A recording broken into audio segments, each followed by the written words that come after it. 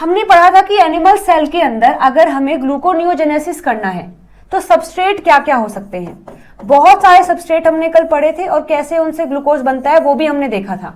लेकिन animal cell में एक यूनिक पॉइंट ये था कि एनिमल सेल के अंदर जो 2 कार्बन कंपाउंड है, 2 कार्बन सब्सटेंस या कंपाउंड है, जैसे एग्जाम्पल के लिए acetyl coenzyme A, acetyl coenzyme A ये एक 2 कार्बन कंपाउंड है। तो एनिमल सेल के अंदर ये जो एसिटाइल कोएंजाइम ए है ये कभी भी ग्लूकोज में कन्वर्ट नहीं हो सकता है। यानी एनिमल सेल के अंदर बात करें तो ग्लूकोनियोजेनेसिस के लिए कभी भी एसिटाइल कोएंजाइम ए सबस्ट्रेट की तरह एक्ट नहीं कर सकता है।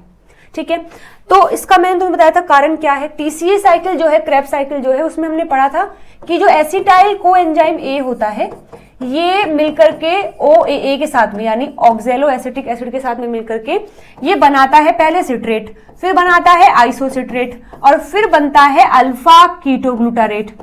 तो यहां तक ये 4 कार्बन का होता है और ये होता है 2 कार्बन का। तो मिलकर के ये 6 कार्बन के हो गए हैं, ये भी 6 कार्बन का है। लेकिन जैसे ये बनता है तो ये 5 कार्बन का हो जाता है क्योंकि यहां पर हम 1 CO2 को रिमूव करते हैं, यानी 1 कार्बन को in the form of CO2 हम निकाल देते हैं। इसके बाद फिर यहां से बनता है सक्सिनाइल कोएंजाइम ए। अगेन ये रह गया है 4 कार्बन का, यानी यहां फिर से हमने 1 कार्बन को रिमूव किया है in the form of CO2। तो बेसिकली यहां से लगा करके यहां तक मैं बात कर रही हूं एनिमल सेल की, यहां से लगा करके यहां तक हमने 2 कार्बन को बाहर निकाल दिया है। और हमने ऐड कितने कार्बन किए थे, हमने यहाँ 2 कार्बन ही ऐड किए थे।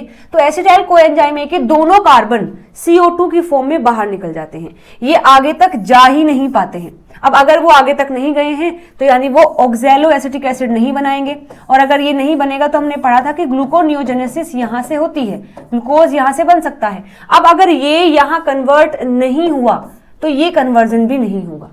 इसलिए एनिमल सेल के अंदर कभी भी ये जो एसिटाइल कोएंजाइम ए है ये कभी भी ग्लूकोज नहीं बना पाएगा, या फिर इसको एज अ ग्लूकोनियोजेनेसिस सबस्ट्रेट हम इस्तेमाल नहीं कर सकते।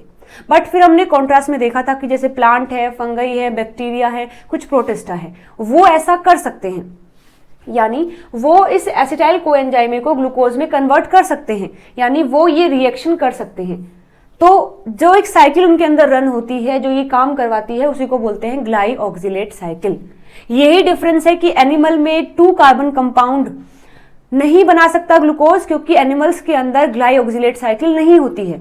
बट बाकी जो है वो बना सकते हैं क्योंकि उनके पास ग्लाइऑक्सिलेट साइकिल होती है।